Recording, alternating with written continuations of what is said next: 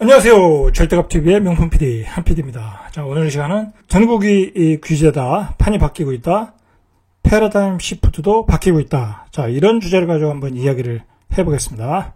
최근에 규제 지역을 발표했죠. 부산, 대구, 광주, 파주, 천안, 전주, 창원, 포항, 자, 논산, 공주까지 30만 이상 도시 되는 그동안 투자자들이 많이 들어갔던 지역들은 대부분 규제를 했어요. 자, 물론 이제 빠진 지역이 있죠. 빠진 지역이. 자, 이제 요즘 그런 지역으로 또 다시 이제 다시 투자자들이 몰려 들어가고 있다고 그래요. 예를 들어서 아산, 강원도의 원주, 춘천, 그런 지역들. 자, 그런 지역들로 지금 몰려 들어가고 있다고 그래요. 풍선 효과가 이제 벌써 시작된 거죠. 자, 정부가 이러한 규제를 내릴 수밖에 없는 게 그동안 최근에 전국이 불장이었죠. 말 그대로 그냥 전국이 그냥 다 불장이었어요. 그냥 전세값 폭등으로 인해서 지방 투자를 하기에 좋은 여건이 형성이 됐던 거죠. 전세가율이 높아지니까. 자, 그러니까 투자자들이 다 몰려 들어갔던 건데, 자, 정부가 규제를 안 할 수가 없었어요. 그 지역에서 이제 싫어하는 여론도 있겠죠. 왜냐면 그동안 집값이 안 올랐는데, 서울 수도권은 많이 올랐고, 세종도 많이 올랐는데, 우리 지역은 안 올랐는데, 왜 오르기 시작하는데 규제가 들어오냐. 자, 그런 지역 여론, 안 좋은 여론도 있었지만, 정부가 규제를 안 할 수가 없었어요. 왜냐면 실수요로 사야 되는 서민들이 피해를 보니까 안 할 수가 없었죠. 자, 그래가지고 이제 규제를 했는데, 재밌는 것은 이제 논산, 공주. 자, 이런 이거 10만도 안 되잖아요. 공주 같은 데는. 자, 이런 도시도 이제 규제를 했다.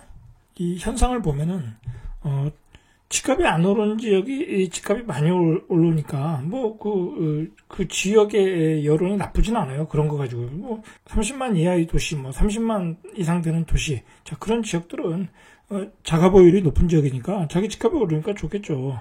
자, 문제는 뭐냐면 이제 정부 입장에서도 그것을 방관할 수밖에 없는 게 집값이 오르지도 않았는데 막을 수 없는 거고, 선제적으로 이렇게 막을 수도 없는 거고, 그리고 요즘은 투자자들이 빠르게 이동을 해서 또 집값을 올리니까. 자, 그러면 정부 입장에서는 또 유리한 면이 있어요.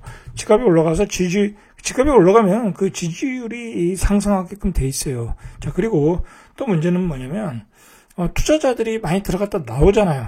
그 사람들도 팔고 나와야 되거든요. 자, 조정적으로 규정하면 이제 중과세가 적용이 되는 거예요. 자, 그러면 니들 집 팔고 나갈 때 국가에다 세금 많이 내고 나가라. 많이 먹었으니까. 자, 이제 그렇게 된다는 거예요. 정부 입장에서는 토끼몰이 하는 식이에요. 토끼몰이 하는 식. 여기 막으면 다른 지역으로 간다 다 예상하고 있어요. 정부가 그걸 모르는 게 아니에요. 그러니까 그 지역으로 들어가라 이거야. 들어가서 집을 사서 올리고 나갈 때 70%, 60% 내놔라는 거예요. 70%, 60%. 자, 그러니까 우리가 한번 투자하는 사람들 입장에서도 잘 생각을 해봐야 돼요. 내가 나중에 들어가서 한 1억 올라서 1억 먹고 팔았는데 세금으로 한 6, 7천 내더라. 내 손에 쥐는 건 별로 없더라. 나중에 계산해보면 별거 없다라는 거예요. 별거 없다.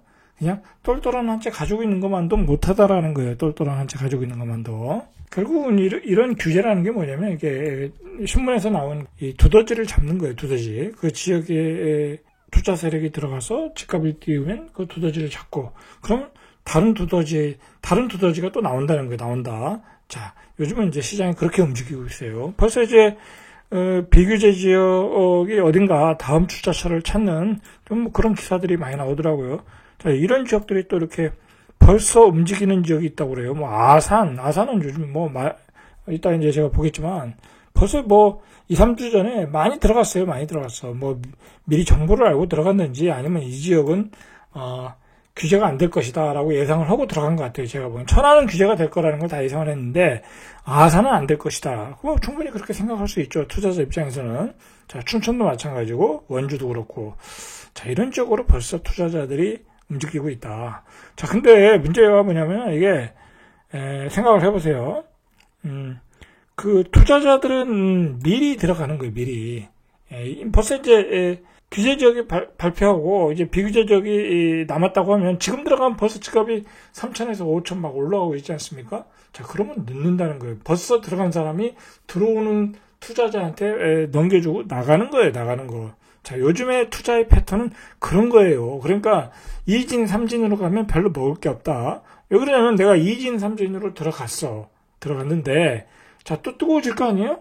그러면 한 달 뒤에 또 정부가 울타리에 많이 들어왔네, 토끼가. 자, 그러고 거기다가 그냥 규제지역을 또 때릴 수 있다는 거예요. 규제지역 때리면 거래가 안 돼요, 거래가. 왜냐면 투자자가 딱 끊기니까. 그러면 투자자만 끊기는 게 아니라 실수요도 안 들어가요. 왜냐면 집값이 올라가니까 실수요가 쫓아갔지만 규제지역을 딱 때려버리면 실수요자도 이제는 뭐 내가 서둘 게 없네. 자, 그렇게 돼요. 그리고 규제 지역이 딱 때려지면 있는 계약도 파기가 되는 거예요. 있는 계약도 파기가 된다. 그 정도로 요즘은 굉장히 속도가 빠르고 매수하시는 분도 규제 지역이 되면 포기를 하는 경우가 많더라는 거예요. 계약 파기가 많이 나온다. 자, 그러니까 결국은 이런 시장, 두더지를 잡으니까 다음 두더지가 어디냐.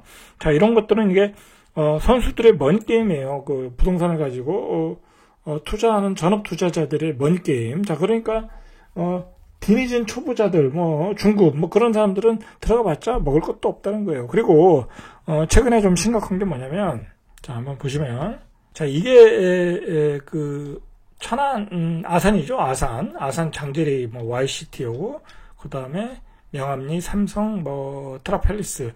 요게 요즘 이제 거래가 굉장히 많이 됐다고 그래요. 2주 전, 3주 전부터. 자, 보세요. 이거 12월 달에 거래된 거 보세요. 이거 사실 거래가 그렇게 많은 그 아파트는 아니죠. 이런 아파트는.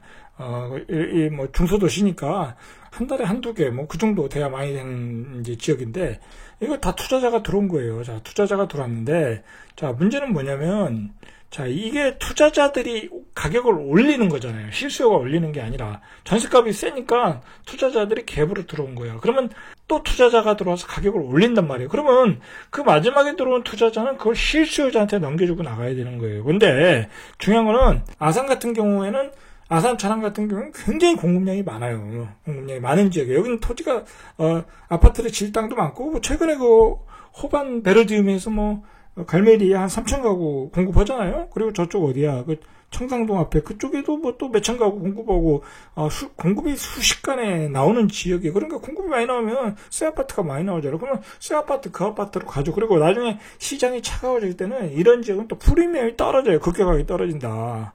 자, 그러면 그 새 아파트 사지 굳이 이런 헌 아파트 준신축의 급의 아파트를 사질 않는다.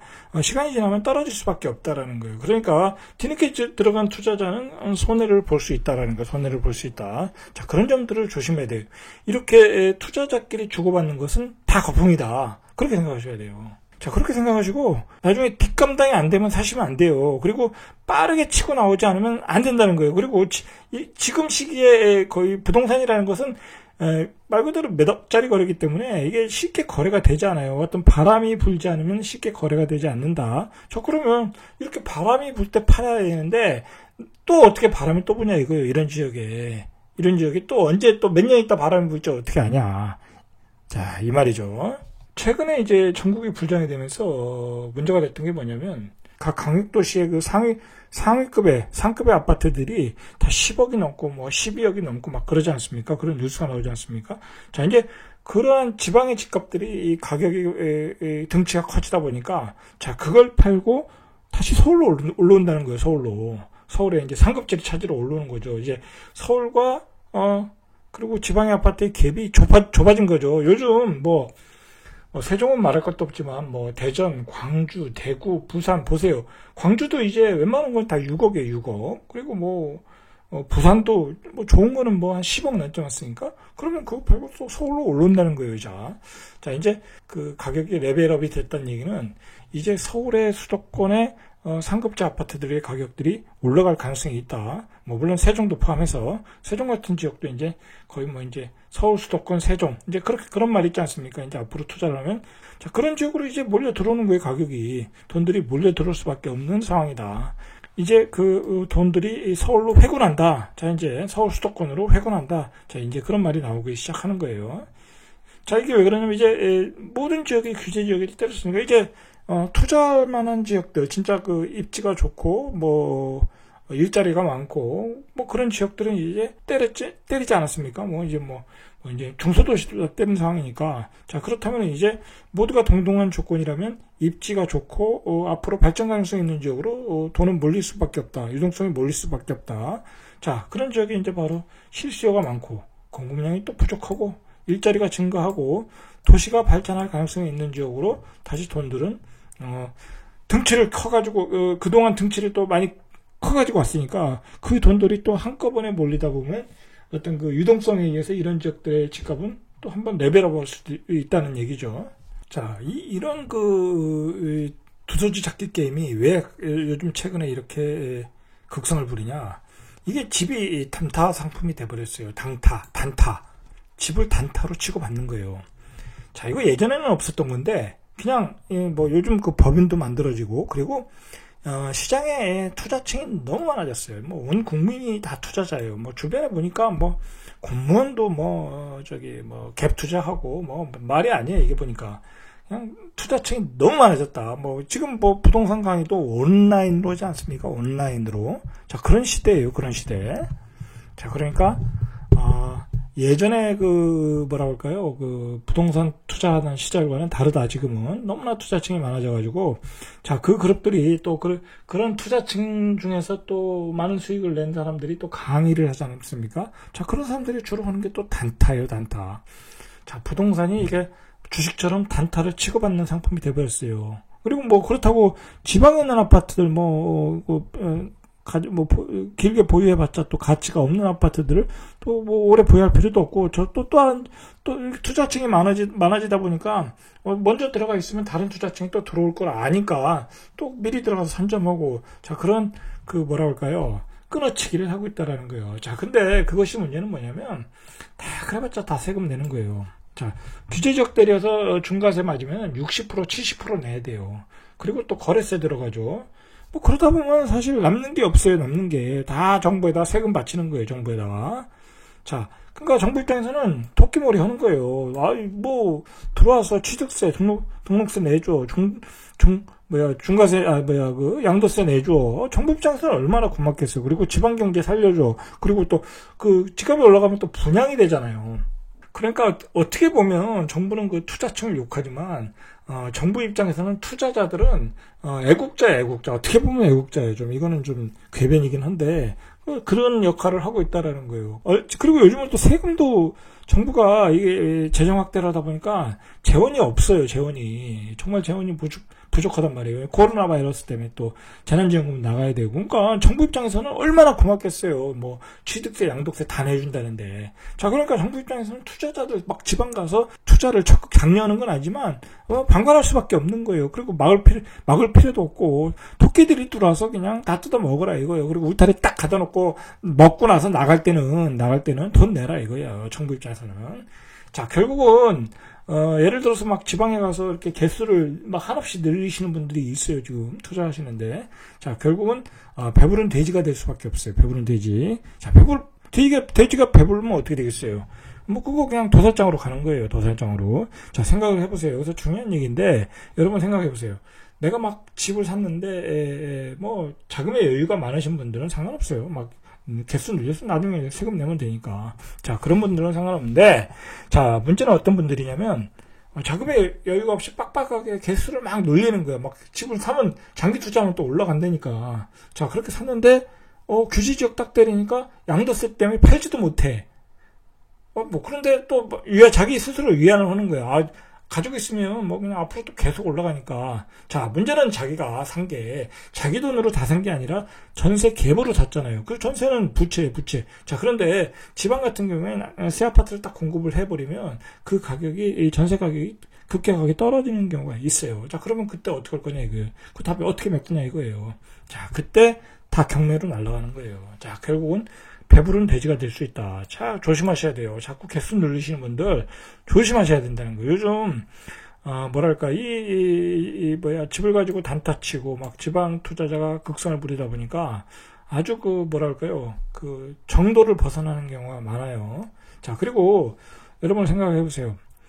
집은 바람이 불 때 팔리는 거예요. 팔리는 거. 그나마 적당한 가격에 내놔 팔리지. 터무니없는 가격에 내놓으면 팔리지도 않아요. 예를 들어서 울산의 뭐 상급지 문수로 아이파크가 문수로 아이파크 2차가 뭐 12억인가요? 33평 뭐 그 정도 찍었죠. 12억 5천인가?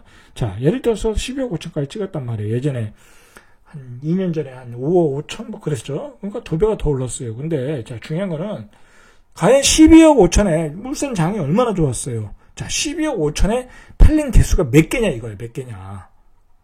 제가 알기로는 한 개가 두 개밖에 안 돼요. 자, 그러면 그동안 다른 분들도 12억 5천에 팔겠다고 내놨겠죠? 자, 그런데 그게 안 팔렸잖아요. 그러니까 최상의 꼭지에 판다는 거는 쉽지가 않은 거예요. 쉽지가. 어떤 사람, 한 사람뿐이에요. 한 사람뿐, 두 사람뿐. 자, 물론 이제 앞으로는 나는 장기적으로 보기 위해서 좀 조정된 가격이나 이적인 좋은 지역이니까 장기적으로 그냥 천천히 팔겠다 하면 또 팔릴 수는 있어요. 좋은 지역이니까. 자, 그런데 중요한 거는 그런 긴 기간을 버틸 수 있느냐 이거야. 다주택자들 투기로 들어가신 분들 그거 쉽지 않다라는 거예요. 쉽지 않다. 자, 그러다 보면 또 급매로 날리고 나와야 되는 결과가 보인다는 거예요. 보인다. 자, 집은 매도가 어려운 거예요. 집은 제가 항상 얘기하지만 어떤 아파트든 특히 실수요가 부족한 곳 이런 지방 같은 경우는 집 자체를 매도하는 게 어려운 거예요. 어려운 거. 항상 매물은 많고 이제 분위기가 가라앉으면 항상 매물이 많은 거예요. 많은 거. 그리고 그 시장에는 그렇게 매수자가 별로 없어요. 이제 나중에 이게 문제가 뭐냐면 지금은 집값이 올라가는 시기니까 그나마 바람이 불 때는 확 팔리지만 이게 만약에 이제 집값이 떨어지는 시기로 들어갔다? 이거 집값 안 팔려요. 이제 집 안 팔리는 거예요. 나중에 우리가 이제 지금은 집값이 막 올라가니까 한없이 잘 팔릴 것 같지만 어느 시기에 추세가 딱 꺾여지기 시작하면 안 팔리는 거예요. 그러면 내가 많은 주택을 보유하고 있는데 전세값은 떨어져, 집값은 떨어져. 자, 이거 감당이 안 된다는 거예요. 그러니까 지금은 전략을 바꾸셔야 되는 거예요. 지금은 전략을 바꾸셔야 돼요. 지금은 물량을 계속 털어내야 되는 거예요. 다주택자들 다 털어내서 정리를 하셔야 되는 거예요. 이제 패러다임을 바꾸셔야 되는 거예요. 패러다임을 바꿔서 이제 투자의 패턴을 바꾸셔야 된다는 거예요. 그렇게 해서 건전하게 자산을 늘려가셔야 돼요. 이제 이런 거 하지 마시라는 거예요. 이런 거. 집 단타. 이런 거 이제 강사들이 얘기하는 거 절대 하지 마시라는 거예요.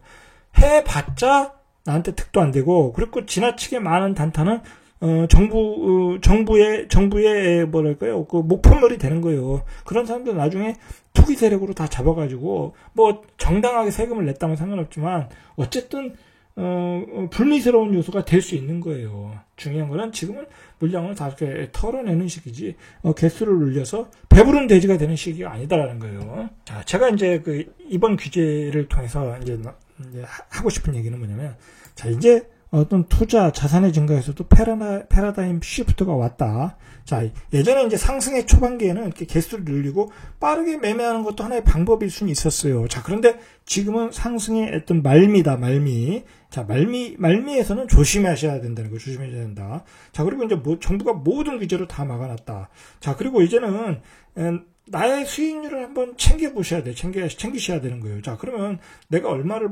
벌었나. 그리고 내가 최종적으로 정리하면 얼마나 많은 결과물이 나왔나 점검을 해볼 때는, 자, 가장 신경을 써야 될 게 세금이에요. 세금. 내가 집을 팔았을 때 세금이 얼마 나오느냐.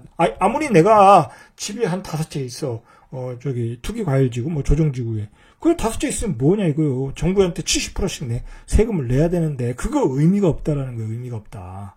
그냥 가지고 있으면, 이제 이 좌파 정부니까 앞으로 이제 보유세, 종부세는 강화될 수밖에 없어요. 그러면 1년에 수천만 원을 내야 되는 경우가 있더라는 거예요. 수천만 원을. 그러면 나중에 집도 팔리지도 않아요.